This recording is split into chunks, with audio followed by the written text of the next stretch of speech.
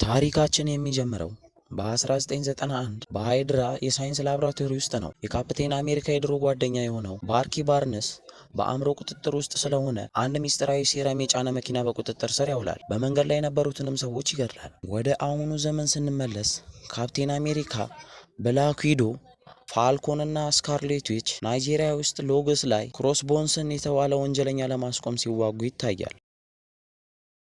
ክሮስቦን ራሱን በቦምብ ሲያጠፋ፣ ስካርሌት ዊች ቦምቡን በኃይሏ ወደ ሰማይ ለመወርወር ስትሞክርም በአቅራቢያው የነበረ በህንፃ ላይ ፈንድቶ ንጹሐን ሰዎች ይሞታሉ።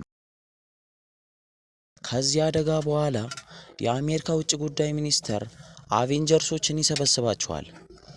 በጦርነታቸው ምክንያት ዓለም ላይ የሚደርሰው ጥፋት ለማስቆም የሶቪየት ስምምነት የተባለ ህግ ያመጣል። ይህ ህግ አቬንጀርሶች በተባበሩት መንግስታት ቁጥጥር ስር እንዲሆኑና ያለ ፍቃድ እንዳይንቀሳቀሱ የሚያዝ ነው። እዚህ ላይ ቡድኑ ለሁለት ይከፈላል። ቶኒ ስታርክ ማለትም አይረን ማን በጥፋተኝነት ስሜት ምክንያት ህጉን መፈረም አለበት ሲል፣ ስቲቭ ሮጀርስ ወይም ካፕቴን አሜሪካ ግን ለፖለቲካ ጥቅም ሊጠቀሙብን ይችላሉ፣ መፈረም አልፈልግም ይላል። በቪኒያ በተካሄደው የቪኒያ ጉባኤ ላይ ስምምነቱ ሊፈርም ሲል ትልቅ የቦምብ ፍንዳታ ይደረሳል። በዚህ ፍንዳታ የወካንዳው ንጉስ ቲቻ ይሞታል። ካሜራዎች ፍንዳታውን ያደረገው ባኪን መሆኑን ያሳያሉ። የሟቹ ንጉስ ልጅ ቲቻላ በቀል ፍለጋ ባኪን ለመግደል ይነሳል። ካፕቴን አሜሪካ ግን ጓደኛው ባኪን ንጹህ መሆኑን ስለሚያምን ከፋልኮን ጋር ሆኖ ጀርመን ውስጥ ፖሊስና ከብላክ ፓንተር ቀድሞ ባኪን ይወስደዋል። ነገር ግን ሁሉም በቁጥጥር ስር ውለው ስለነበረ ወደ ማዕከላዊ እስር ቤት ይወሰዳሉ። እዚያ ሄልሙት ዜሞ የተባለው የፊልም ዋና ክፉ ገጸ ባህሪ ራሱን እንደ ስነ ልቦና አማካሪ አድርጎ ወደ ባኪ እስር ቤት ይገባል። በሃይራ መጽሐፍ ላይ ያሉትን ምስጢራዊ ቃላት በማንበብ የባኪን አእምሮ በድጋሚ ይቆጣጠራል። ባኪ እስር ቤቱን አውድሞ ለማምለጥ ሲሞክር ካፕቴን አሜሪካ በከባድ ትግል ያስቆመዋል።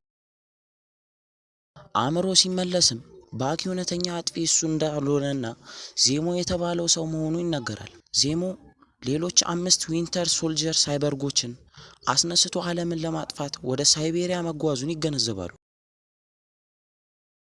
ካፕቴን አሜሪካ ይህንን ለማስቆም የራሱን ቡድን ያደራጃል። ፋልኮን፣ ባኪ፣ ሃውኪክ፣ አንትማን እና ስካርሌት ዊች አብረው ሲሆኑ፣ በሌላ በኩል አይረን ማንም ካፕቴን አሜሪካን ለማስቆም የራሱን ቡድን ያሰባስባል። ብላክ ዊዶ፣ ወርቭ ማሽን፣ ቪዥን፣ ብላክ ፓንተር እና አዲሱ አባል ስፓይደርማን ነው። ሁለቱ ቡድኖች በጀርመን አውሮፕላን ማረፊያ ላይ ታሪካዊ ከባድ ፍልሚያ ያደርጋሉ። ካፕቴንና ባኪ ወደ ሳይቤሪያ እንዲያመልጡ ለማጓዝ የአንትማን ወደ ግዙፍ ሰው መለወጥና የሌሎች መስዋዕትነት ይረዳል። በፍልሚያው መጨረሻ የቶኒ ጓደኛ ዋር ማሽን በቪዥን የጨረር ስህተት ከሰማይ ወድቆ ሽባ ይሆናል። ቶኒ ስታርክ በኋላ ላይ ባኪ ጥፋተኛ እንዳልነበረና የቦምብ ፍንዳታው ያደረሰው ሰው ዜሞ መሆኑን ደርሶበት ብቻውን ካፕቴንና ባኪን ለመርዳት ወደ ሳይቤሪያ ይጓዛል። ነገር ግን ሳይቤሪያ ሲደርሱ ዜሞ ሌሎቹን ዊንተር ሶልጀር ወታደሮች በሙሉ ገድሏቸው የዜሞ ዓላማ እነሱ መግደል ሳይሆን የአቬንጀርሶችን እርስ በእርስ ማጥፋት ነበር። ዜሞ በ1991 የተቀረጸውን ቪዲዮ ለቶኒ ያሳየዋል። ቶኒ በከፍታ ቁጣና ጥላቻ ውስጥ ገብቶ ባኪን ለመግደል ይነሳል። ካፕቴን አሜሪካ ጓደኛውን ለማዳን ሲል ከቶኒ ስታርክ ጋር እጅግ አስደናቂ ፍልሚያ ያደርጋሉ። በመጨረሻም ካፕቴን አሜሪካ የአይረን ማን ደረቱ ላይ ይመተዋል።